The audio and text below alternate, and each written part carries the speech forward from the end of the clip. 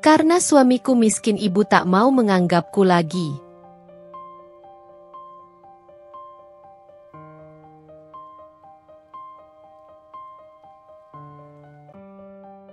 Namaku Izza. 2 tahun lalu, aku membuat keputusan yang mengubah hidupku selamanya. Aku menikah dengan pria yang tidak pernah mendapat restu dari keluargaku. Namanya Mas Fikri, seorang pria yang sederhana, sangat jauh dari kriteria suami ideal yang selalu dibayangkan oleh ibuku. Pekerjaannya hanya sebagai tukang parkir di rumah sakit tempat aku bekerja. Sedangkan aku, seorang perawat yang sudah menempuh pendidikan tinggi dan memiliki pekerjaan tetap, dianggap pantas mendapatkan suami yang lebih berkelas. Seorang dokter, mungkin, atau pria yang berkarir di perusahaan besar dengan jas rapi dan gaji yang menggiurkan daripada tukang parkir seperti Mas Fikri. Namun, hatiku berkata lain. Ketika pertama kali bertemu Mas Fikri, ada sesuatu yang berbeda dalam dirinya. Sesuatu yang tak bisa diukur dengan pekerjaan atau status sosial. Mas Fikri adalah pria yang selalu tersenyum. Meski kehidupan tidak memberinya banyak kemudahan. Ia memiliki kebaikan hati yang tulus dan keteguhan dalam menghadapi segala kesulitan. Tak butuh waktu lama bagiku untuk jatuh cinta pada sifatnya yang sederhana namun tegar. Meski hidupnya penuh keterbatasan, ia tak pernah mengeluh. Dan itu membuatku merasa bahwa dialah orang yang tepat untuk menemaniku menjalani sisa hidupku. Kami menikah secara sederhana. Tidak ada pesta megah, tidak ada tamu-tamu penting yang hadir. Hanya keluarga dekatku dan beberapa teman. Namun meski sederhana, hari itu seharusnya menjadi hari paling bahagia dalam hidupku. Sayangnya, kebahagiaan itu sedikit ternoda oleh tatapan dingin dan kata-kata pedas dari ibuku. Sejak awal, ibu tak pernah setuju dengan pernikahan ini. Dia menganggap Mas Fikri tak layak, bahkan tak segan-segan menyebutnya sebagai beban dalam hidupku. Seorang tukang parkir yang tak punya masa depan, menurut ibu. Dengar, Izza, kata ibuku suatu malam, kamu bisa dapat pria yang lebih baik dari dia. Jangan buang hidupmu untuk seseorang yang hanya bisa membawamu ke bawah. Bagaimana kamu bisa membesarkan anak dengan uang dari tukang parkir? Aku hanya bisa diam setiap kali ibu berbicara seperti itu. Hatiku terluka. Tapi aku tahu bahwa Mas Fikri bukanlah seperti yang ibu pikirkan. Dia pria yang bekerja keras, yang meskipun sederhana, selalu berusaha untuk memberikan yang terbaik bagi keluarganya. Aku percaya, selama kami saling mencintai dan bekerja sama, kami bisa mengatasi semua kesulitan yang ada. Namun, kenyataan tidak semudah itu. Selama hampir 2 tahun pernikahan kami, aku menghadapi cemoohan dan hinaan tidak hanya dari ibuku, tapi juga dari tetangga dan saudara-saudaraku. Mereka menganggap aku bodoh karena memilih hidup dengan pria yang secara ekonomi tak sepadan denganku. Setiap kali kami bertemu di acara keluarga, mereka selalu membandingkan Mas Fikri dengan suami-suami lain yang memiliki pekerjaan tetap dan penghasilan yang lebih besar. Di tengah semua tekanan itu, hanya satu hal yang membuatku tetap bertahan. Mas Fikri dan anak kami, Tika. Tika adalah bayi yang begitu lucu, dengan senyuman yang bisa menghapus semua kelelahan dan kepedihan yang aku rasakan. Setiap kali aku merasa tertekan, aku hanya perlu melihat wajahnya, dan seolah dunia yang penuh beban ini menjadi sedikit lebih ringan. Aku masih ingat jelas hari ketika pertama kali bertemu dengan Mas Fikri, di lahan parkir kecil rumah sakit tempatku bekerja. Saat itu aku baru selesai shift malam, lelah dan ingin segera pulang. Sinar matahari pagi yang mulai muncul perlahan menghangatkan suasana. Namun suasana hatiku masih terbalut kepenatan. Saat aku menuju motorku, aku melihat seorang pria dengan senyum ramah berdiri di dekat pintu masuk lahan parkir. Seorang tukang parkir. Aku hanya memperhatikannya dari kejauhan.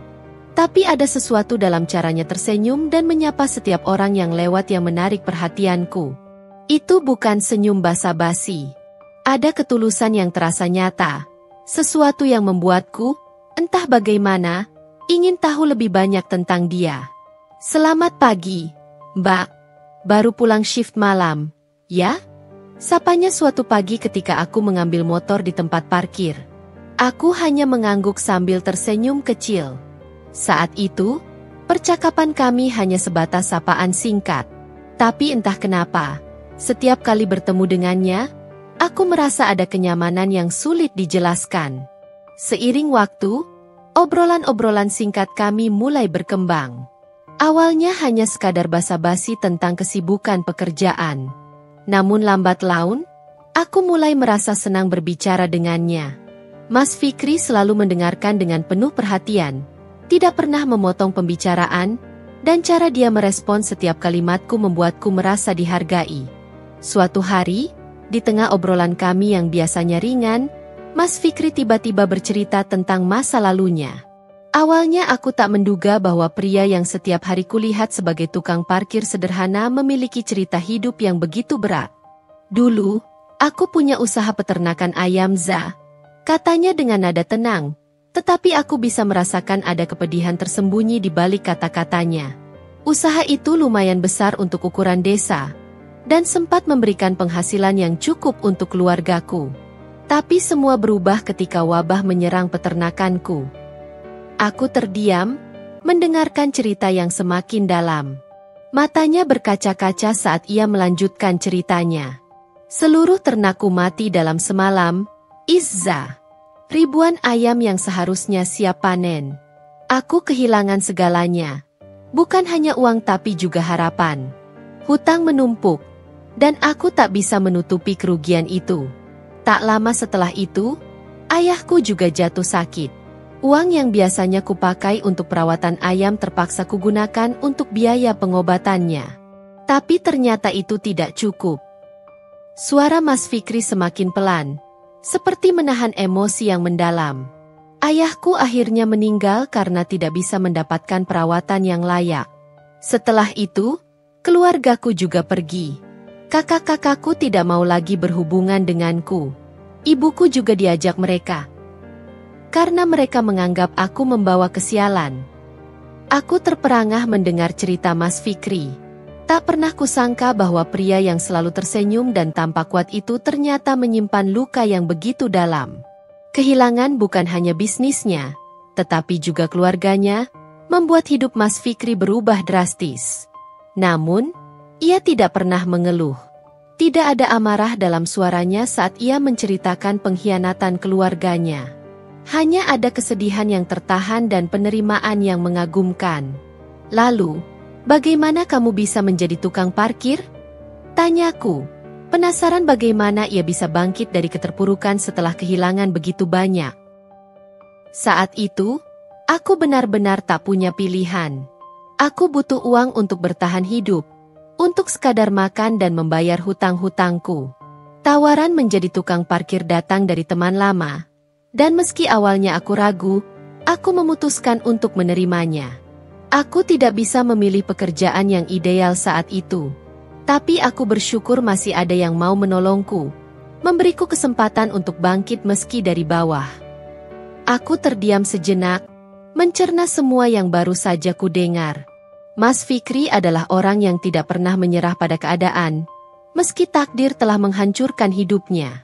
Di tengah kesedihan dan keterpurukan, dia tetap memilih untuk bekerja, untuk bertahan.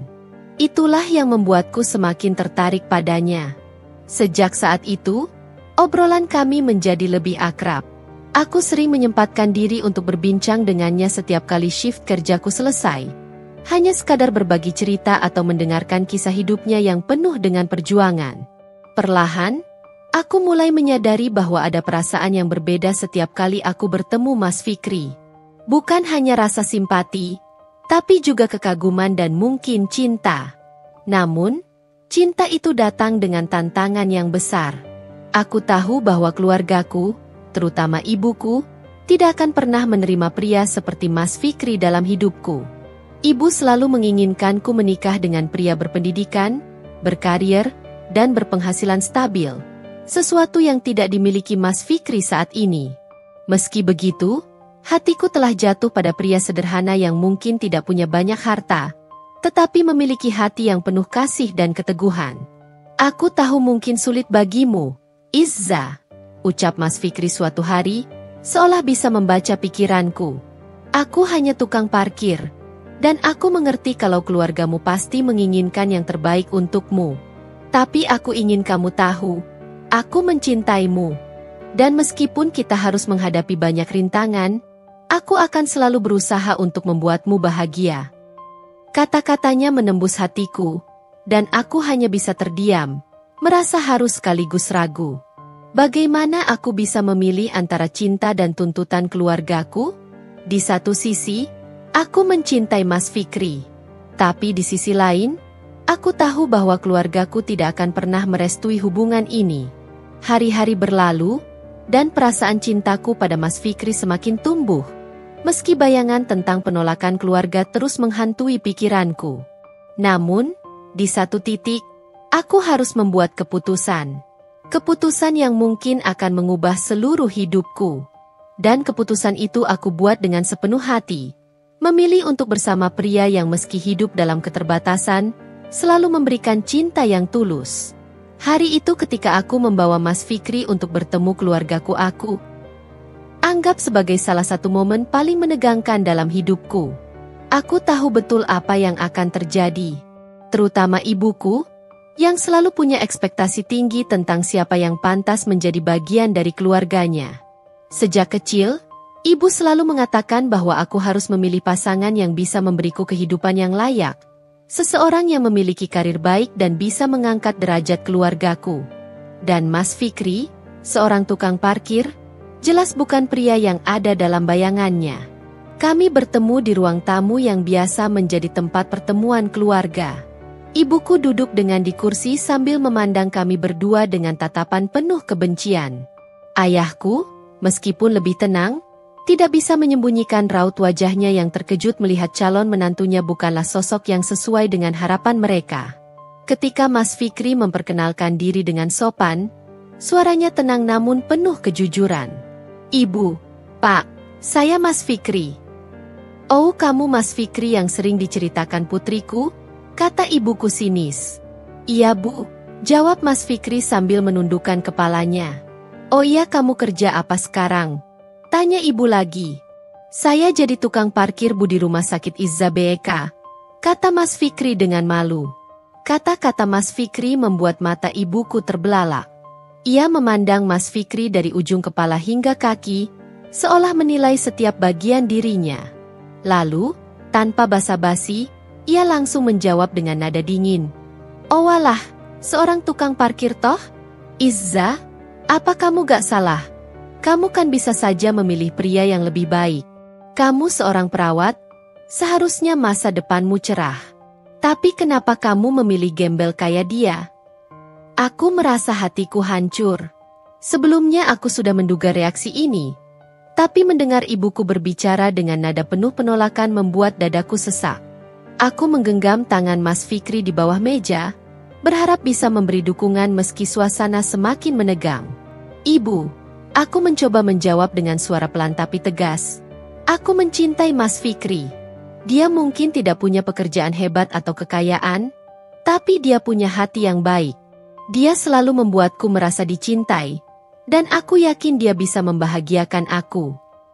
Cinta, cinta, cinta itu tidak bisa mengisi perut, Izza. Ibu memotong pembicaraanku dengan cepat. Suaranya mulai meninggi. "Kamu harus berpikir jauh ke depan. Apa yang bisa kamu harapkan dari hidup bersama tukang parkir? Bagaimana masa depan anakmu nanti? Apa kamu ingin hidup dalam kesulitan selamanya?" Kata-kata ibuku menembus hatiku seperti pisau tajam. Tapi aku tidak bisa menyerah begitu saja.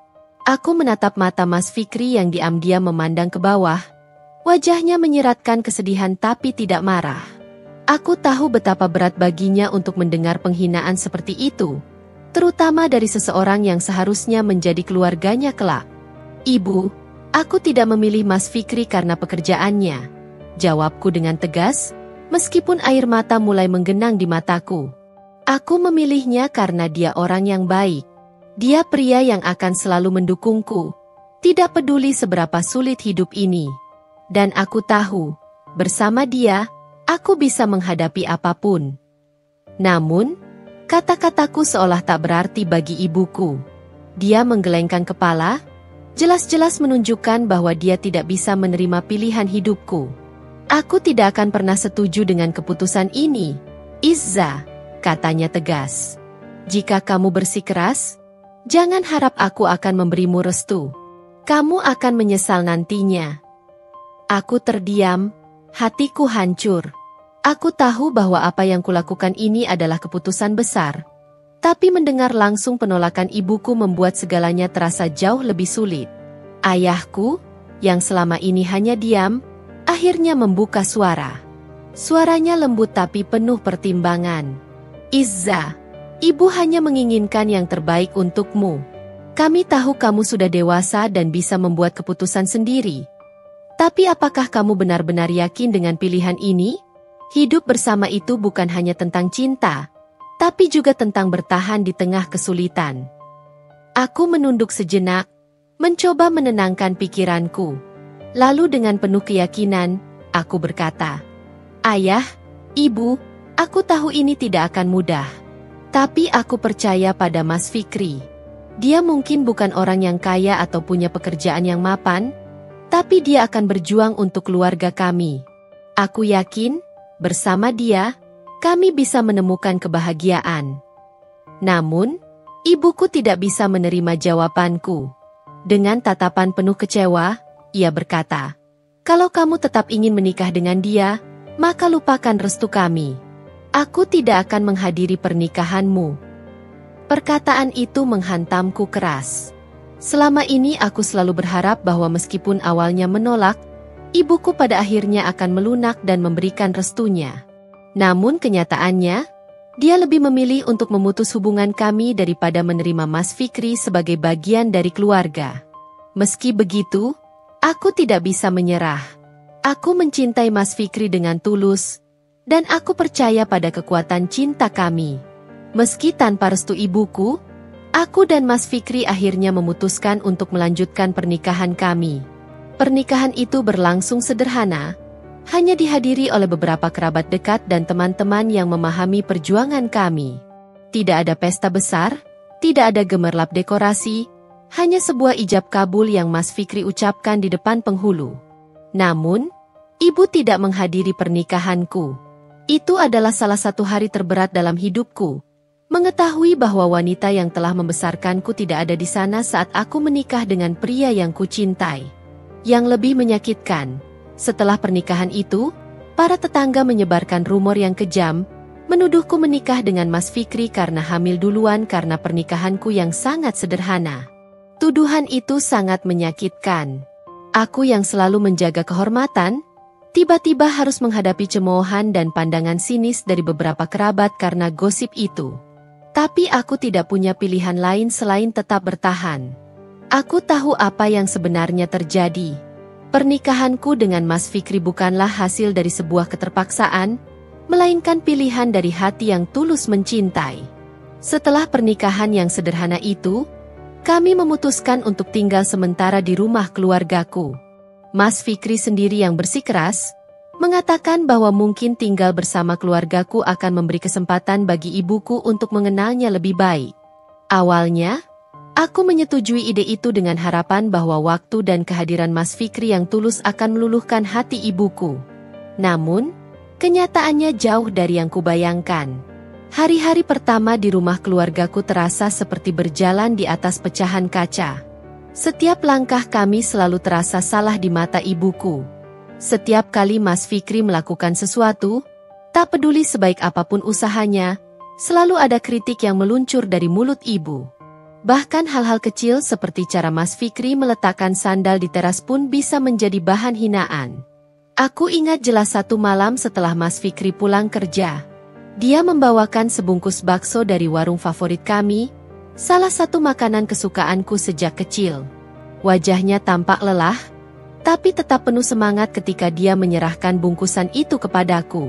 Ini, Izza. Aku ingat kamu bilang rindu makan bakso ini, katanya dengan senyum lembut yang selalu menenangkan. Namun, kegembiraan kecil itu tak berlangsung lama. Ibu, yang kebetulan lewat di ruang tamu, langsung memandang bakso itu dengan tatapan jijik. Tanpa berkata sepatah kata pun, dia meraih bungkusan itu dari tanganku dan dengan kasar melemparkannya ke tempat sampah. Makanan murahan seperti ini tidak pantas dimakan di rumah ini, kata ibu dengan nada dingin yang menusuk. Hatiku hancur melihat perlakuan ibuku terhadap suamiku. Aku menatap Mas Fikri, berharap dia akan marah atau setidaknya menunjukkan rasa kecewanya. Tapi Mas Fikri hanya tersenyum tipis, seolah tak terpengaruh. Tidak apa-apa, Izza, katanya pelan sambil meraih tanganku, berusaha menenangkanku. Kamu jangan sedih ya, mungkin memang aku yang salah. Namun, di dalam diriku, rasa sakit semakin dalam. Ini bukan pertama kalinya ibu mempermalukan Mas Fikri di depan keluargaku. Bahkan ketika tidak ada tamu atau saudara yang datang, ibu tetap tidak segan-segan menghina suamiku. Di depan tetangga, ibu tak ragu menyebut Mas Fikri sebagai beban dan lelaki tak berguna. Setiap kata yang keluar dari mulut ibu seperti racun yang menghancurkan harga diri suamiku. Tapi Mas Fikri tetap tegar. Situasi semakin sulit. Setiap hari, ibuku tidak hanya menjelekkan dan menghina Mas Fikri tetapi juga membandingkan Mas Fikri dengan Hendra, suami Mbak Laras. Mas Hendra, yang memiliki pekerjaan tetap sebagai supervisor di sebuah minimarket, menjadi standar kesuksesan yang selalu dijadikan patokan oleh ibuku. Kalau saja kamu punya suami seperti Hendra, Izza, hidup kita pasti akan lebih nyaman, katanya dengan nada mencemooh sambil memandang Mas Fikri yang sedang duduk di sudut ruangan. Hendra bisa membelikan Laras motor baru, sedangkan Mas Fikri, dia hanya tukang parkir. Apa yang bisa dia berikan untukmu? Setiap kali mendengar perbandingan ini, jantungku serasa terhenti. Mas Fikri hanya terdiam. Tidak ada balasan dari bibirnya, tetapi aku bisa melihat betapa hancurnya hatinya. Suatu malam, saat Mas Fikri sedang membersihkan halaman, ibuku dengan lantang berkata, "Makanya kerja yang benar beda banget dengan Hendra tuh yang mau buat rumah buat Laras," kata ibuku nampak begitu sinis kepada Mas Fikri. Mas Fikri menunduk, berusaha menahan rasa sakit yang menggerogoti hatinya. Ibuku, seolah tak peduli, melanjutkan ejekannya. "Kau tahu, Izza, seandainya Mas Fikri bukan tukang parkir, mungkin kamu tidak perlu menumpang di rumah ini seperti pengemis. Hendra punya masa depan yang cerah, sementara suamimu bisa apa selain menjadi beban." Seiring waktu berlalu, meski semua cobaan yang kami hadapi, Mas Fikri tetap bersabar. Namun, ada saat-saat di mana aku melihat kerinduan di matanya, kerinduan akan penerimaan dan pengakuan dari keluargaku. Setiap kali ibuku membandingkan Mas Fikri dengan Hendra, aku merasa seperti sudah tidak ada harganya lagi di rumah ini. Bahkan kejadian yang paling menyakitkan terjadi ketika ada acara keluarga di rumah. Semua anggota keluarga besar berkumpul, termasuk saudara-saudaraku yang jarang datang. Di hadapan mereka, ibu secara terang-terangan membicarakan Mas Fikri dengan nada menghina. "Anak saya menikah dengan tukang parkir. Apa kalian bisa bayangkan? Seorang perawat yang seharusnya punya masa depan cerah malah memilih pria seperti itu." Aku tidak bisa menahan air mata saat mendengar ibu berbicara seperti itu. Sementara Mas Fikri hanya duduk diam di pojokan, wajahnya tetap tenang. Aku tahu di balik ketenangan itu, ada rasa sakit yang luar biasa. Namun, seperti biasa, dia memilih untuk tidak membalas atau membela diri. Setelah acara selesai, Mas Fikri hanya berkata kepadaku, "Sayang, kalau kehadiranku di sini terus membuat ibumu marah, mungkin lebih baik aku pergi." Hatiku semakin teriris mendengar perkataannya. Aku tahu Mas Fikri bukanlah pria yang mudah menyerah, tapi aku juga tahu bahwa dia sudah menanggung terlalu banyak. Dia bekerja keras sebagai tukang parkir, menabung sedikit demi sedikit untuk masa depan kami, dan tetap berusaha menjaga kehormatan di tengah segala hinaan yang diterimanya. Aku merasa bersalah, seolah-olah dengan menikah denganku, Mas Fikri harus menanggung beban yang tidak seharusnya. Kebencian ibu pada aku dan Mas Fikri dan berhenti di situ saja ketika aku melahirkan Tika, anak pertama kami. Momen itu seharusnya menjadi saat paling bahagia dalam hidupku justru menjadi kepedihan yang mendalam. Setelah melalui 9 bulan kehamilan yang penuh harapan dan cinta, akhirnya aku melahirkan bayi mungilku di rumah sakit. Namun, kebahagiaan yang kurasakan ternodai oleh sikap dingin ibuku. Alih-alih ikut merayakan kelahiran cucunya, ibu sama sekali tidak menunjukkan senangnya. Aku masih ingat jelas hari ketika aku dan Mas Fikri membawa pulang Tika dari rumah sakit. Di perjalanan pulang, meski tubuhku lelah dan kesakitan, aku merasa begitu bahagia. Namun, setibanya di rumah, harapanku hancur. Ibu hanya melirik sekilas ke arah bayi kecil di dalam pelukanku, lalu kembali sibuk dengan aktivitasnya di dapur tanpa sepatah kata pun. Hatiku serasa diremuk. Tidak ada ucapan selamat, tidak ada tawa, bahkan tidak ada rasa ingin tahu dari seorang nenek yang seharusnya merasa bahagia menyambut cucu pertamanya. Suasana di rumah yang sudah dingin sejak pernikahanku dengan Mas Fikri kini terasa semakin dingin, berbeda sekali saat Mbak Laras, kakakku melahirkan disambut dengan begitu bahagianya sampai-sampai ibu selalu menggendong bayi Mbak Laras dengan penuh kegembiraan. Aku mencoba meyakinkan diriku bahwa ibu hanya butuh waktu.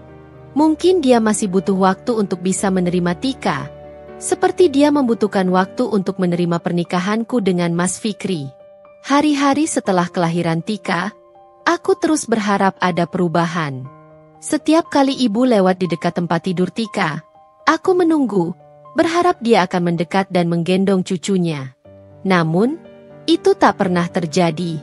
Pernah suatu sore, ketika Tika menangis terus-menerus dan aku benar-benar kehabisan energi untuk menenangkannya. Saat itu, aku melihat ibu di ruang tamu, hanya beberapa langkah dari kami. Dalam hati, aku berharap ibu akan datang dan menawarkan bantuannya, atau setidaknya bertanya bagaimana keadaan Tika. Tapi tidak, ibu hanya diam, menonton acara televisi seolah tangisan cucunya sama sekali tak terdengar. Aku hampir tak percaya betapa kerasnya hati ibuku. Suatu hari, ketika Mas Fikri sedang bekerja, aku memberanikan diri untuk berbicara langsung dengan ibu. Dengan hati-hati, aku berkata, "Bu, apa ibu tidak ingin menggendong Tika? Dia cucu ibu." Ibu memandangku dengan wajah datar, seolah apa yang aku katakan adalah hal paling aneh yang pernah dia dengar. "Untuk apa?" Jawabnya singkat, tanpa sedikit pun perasaan. "Dia bukan urusanku. Kamu yang memilih jalan ini, kamu yang bertanggung jawab. Jangan harap aku akan ikut campur." Perkataannya menamparku seperti cambuk. Di saat aku sangat berharap dukungan dari ibuku, justru yang aku dapatkan hanyalah penolakan yang lebih keras. Sejak saat itu, aku berhenti berharap. Aku berhenti berharap bahwa ibu akan menerima Tika, atau bahkan mengakuinya sebagai cucu. Setiap kali aku melihat ibu melewati Tika tanpa sekilas pandang, rasa sakit di hatiku semakin bertambah. Waktu terus berjalan, dan Tika tumbuh menjadi bayi yang sehat dan lucu. Senyumannya adalah sumber kekuatan bagiku dan Mas Fikri. Namun, ada luka yang tak pernah sembuh di dalam hatiku. Luka karena melihat bagaimana ibu, satu-satunya nenek yang Tika miliki, sama sekali tidak mengakui kehadirannya. Tidak pernah sekalipun ibu menggendongnya. Bahkan menyentuhnya pun tidak. Bahkan ketika tetangga atau saudara datang berkunjung untuk melihat Tika, ibu dengan dinginnya menjauh, seolah-olah bayi kecilku adalah sesuatu yang tidak layak mendapat perhatian. Aku sering mendengar komentar dari tetangga yang terkejut melihat sikap ibu. "Kok ibu tidak sayang sama cucunya?" tanya seorang tetangga suatu hari ketika mereka sedang berkumpul. Ibu hanya tertawa kecil dan menjawab, "Itu bukan urusan saya. Saya sudah bilang dari awal." Mendengar hal itu, aku hanya bisa menahan tangis.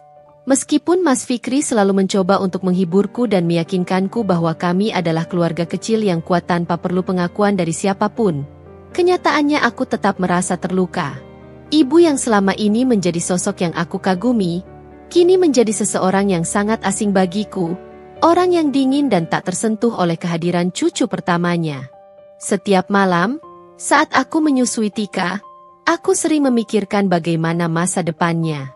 Apakah suatu hari Tika akan bertanya mengapa neneknya tidak pernah memperlakukannya seperti cucu pada umumnya? Bagaimana aku harus menjelaskan kepada Tika bahwa neneknya tidak pernah menggendong atau menyentuhnya? Bukan karena kesalahannya, tetapi karena keputusan orang dewasa yang egois?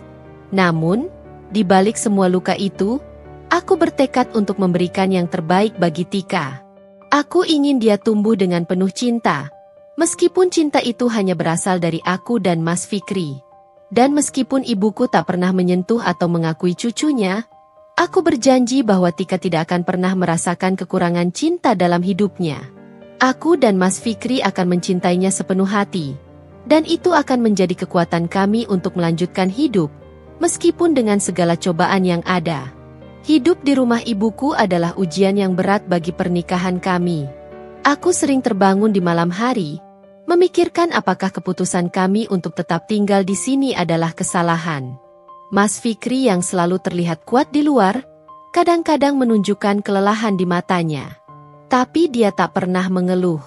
Bahkan saat menghadapi hinaan yang paling kejam, dia selalu mengatakan bahwa dia mencintaiku dan akan terus berusaha menjadi suami yang baik. Namun seiring berjalannya waktu, semakin jelas bahwa kami perlu mencari jalan keluar. Hidup di bawah atap ibuku bukanlah solusi jangka panjang. Tapi dengan kondisi keuangan kami yang terbatas, pilihan kami sangat sedikit. Mas Fikri bekerja keras. Namun penghasilan sebagai tukang parkir hanya cukup untuk kebutuhan sehari-hari. Kami mulai memikirkan cara untuk keluar dari situasi ini, tapi jalan menuju kebebasan tampak begitu jauh dan penuh duri. Mas Fikri sebenarnya menolak ajakanku untuk pindah. Khawatir hubungan antara aku dan ibuku akan semakin renggang. Tapi aku tak bisa lagi menahan perasaanku. Aku lebih memilih hidup dengan tenang di rumah sederhana suamiku dulu, daripada terus tinggal di bawah bayang-bayang kebencian ibuku.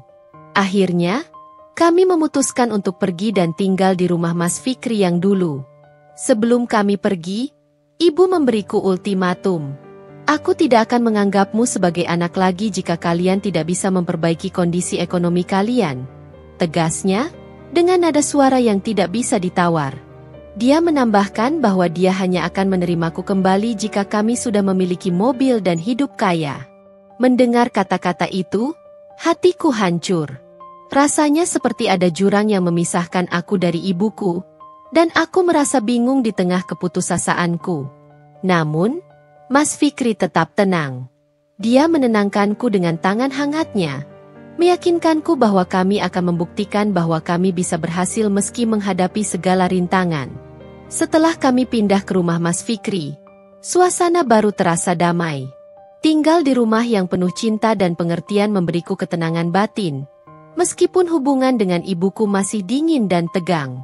Dengan tabungan yang masih tersisa dari penghasilanku sebagai perawat, Mas Fikri meminta izin untuk memulai kembali usaha peternakan ayamnya. Awalnya, aku khawatir, mengingat kejadian masa lalu yang menyakitkan itu, tapi melihat kesungguhan dan semangat Mas Fikri, aku merasa yakin. Akhirnya, aku setuju. Mas Fikri sangat berhati-hati kali ini. Dia tahu bahwa sekarang dia bukan hanya bertanggung jawab pada dirinya sendiri, tetapi juga padaku dan anak kami, Tika. Kami berdua bekerja keras, membangun kembali peternakan ayam dengan harapan masa depan yang lebih cerah. Mas Fikri menyusun rencana dengan cermat, mengalokasikan modal untuk membeli bibit ayam yang sehat, pakan, dan perawatan yang tepat. Setiap malam, kami berdiskusi tentang langkah-langkah selanjutnya dan strategi untuk menghadapi berbagai tantangan yang mungkin muncul. 6 bulan pertama usaha peternakan kami berjalan dengan baik. Ayam-ayam kami tumbuh sehat, dan kami berhasil panen dengan hasil yang cukup besar. Mas Fikri sangat bahagia, dan senyum di wajahnya selalu membuatku merasa optimis. Aku pun merasakan harapan yang mulai tumbuh kembali di dalam hati. Hasil panen kami tidak hanya cukup untuk menutupi biaya operasional, tetapi juga memberi kami kelebihan yang bisa kami tabung. Kami mulai menabung untuk membeli rumah dan mobil, sesuatu yang ibuku tuntut agar bisa menerima kami kembali. Meskipun terkadang aku merasa marah dengan syarat yang ibu berikan, aku tahu bahwa hal itu menjadi motivasi bagi Mas Fikri untuk bekerja lebih keras. Dia selalu berkata, "Izza, Kita akan buktikan kepada semua orang bahwa kita bisa sukses. Kita akan membuktikan bahwa cinta dan kerja keras bisa membawa kebahagiaan.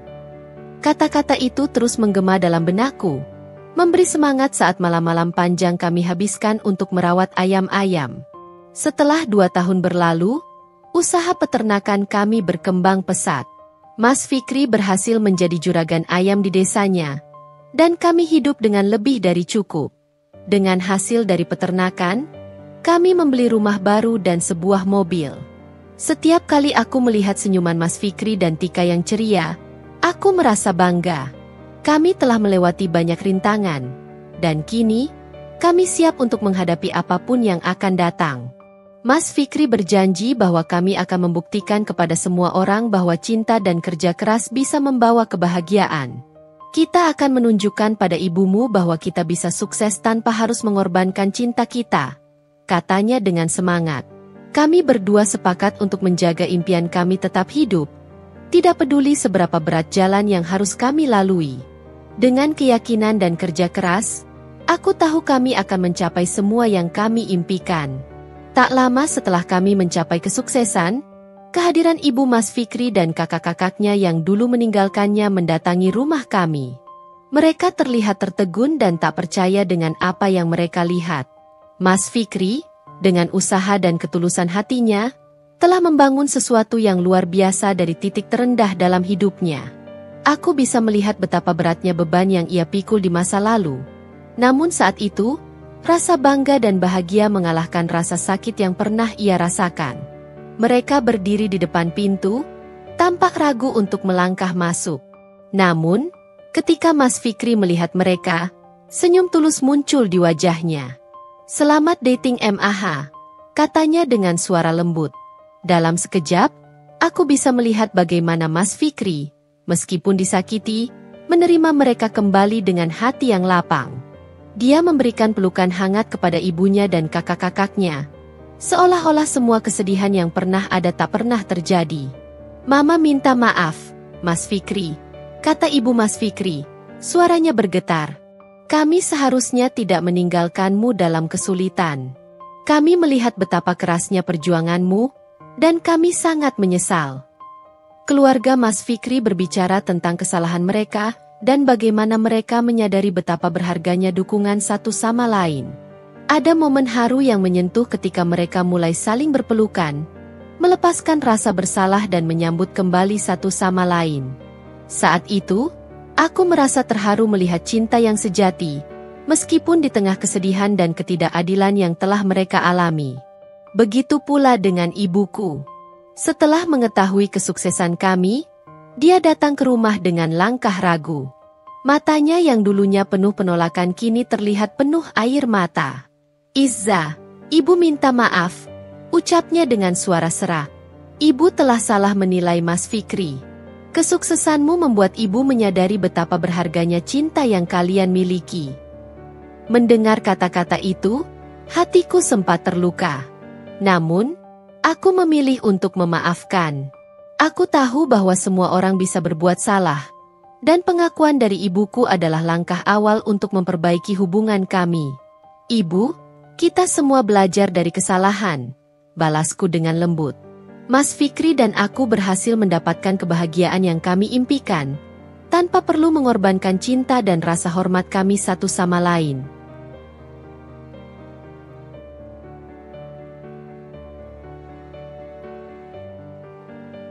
Kami semua duduk bersama, menceritakan berbagai hal, termasuk perjalanan kami dalam membangun usaha peternakan. Cerita-cerita itu membuat semua orang terharu dan merasakan kembali hubungan yang hilang. Mas Fikri tidak hanya berhasil membuktikan dirinya, tetapi dia juga berhasil membawa keluarganya kembali bersatu. Ada sesuatu yang sangat menenangkan saat melihat semua orang tersenyum dan berbagi tawa, seolah-olah semua masalah yang pernah ada sirna begitu saja. Namun, di sisi lain, kabar buruk datang dari keluargaku yang lain. Hendra, suami Mbak Laras yang dulu sering dibandingkan dengan Mas Fikri, mengalami nasib yang tidak baik. Ternyata, Hendra tertangkap polisi karena terlibat dalam perjudian togel. Berita ini membuat keluargaku terkejut. Dan ibuku yang dulu selalu memujinya kini merasa malu. Ibu benar-benar minta maaf sama kamu dan Mas Fikri ya, karena ibu dulu yang suak membandingkanmu? Ucap ibuku sambil menggelengkan kepala, mencerminkan betapa cepatnya kehidupan bisa berubah. Perbandingan antara Mas Fikri dan Hendra yang dulu selalu mengemuka kini berubah menjadi pelajaran berharga. Kami menyadari bahwa kesuksesan tidak hanya diukur dari kekayaan, tetapi dari perjuangan dan kerja keras. Mas Fikri dan aku merasa bersyukur karena kami telah menemukan jalan yang benar dan saling mendukung satu sama lain. Malam itu, kami semua berkumpul di meja makan, berbagi makanan dan cerita, merayakan kehidupan baru yang kami bangun. Dalam keramaian itu, aku tahu bahwa meskipun jalan kami penuh dengan tantangan, kami kini memiliki keluarga yang lebih kuat dan saling mendukung. Kesuksesan kami bukan hanya milik kami berdua, tetapi milik semua orang yang pernah berjuang bersamaku dan Mas Fikri. Dalam perjalanan hidup kami, aku belajar banyak tentang cinta, kesabaran, dan keteguhan hati. Mas Fikri adalah contoh nyata bagaimana seseorang bisa bangkit dari keterpurukan jika dia memiliki tekad yang kuat. Dia mengajarkan aku untuk tidak menyerah pada keadaan, dan bahwa kebahagiaan tidak selalu datang dari harta, melainkan dari cinta dan kerja keras. Meski terkadang rasa sakit dari masa lalu masih terasa, terutama mengingat bagaimana keluargaku memperlakukan Mas Fikri, aku memilih untuk memaafkan. Memaafkan bukan hanya untuk orang lain, tapi juga untuk diriku sendiri. Kini aku bisa melihat masa depan dengan penuh harapan, tanpa lagi dibebani oleh dendam. Aku bersyukur memiliki Mas Fikri sebagai suami. Dia adalah pria yang penuh kasih sayang, tangguh, dan selalu mendukungku dalam segala hal. Meskipun kami menghadapi banyak rintangan di awal pernikahan, cinta kami terbukti kuat dan mampu mengalahkan semua cobaan. Dan sekarang, setelah semua yang kami lewati, aku tahu bahwa keputusan untuk menikah dengan Mas Fikri adalah keputusan terbaik dalam hidupku. Sekian, salam hangat dari kami Channel Cerita Kehidupan Official.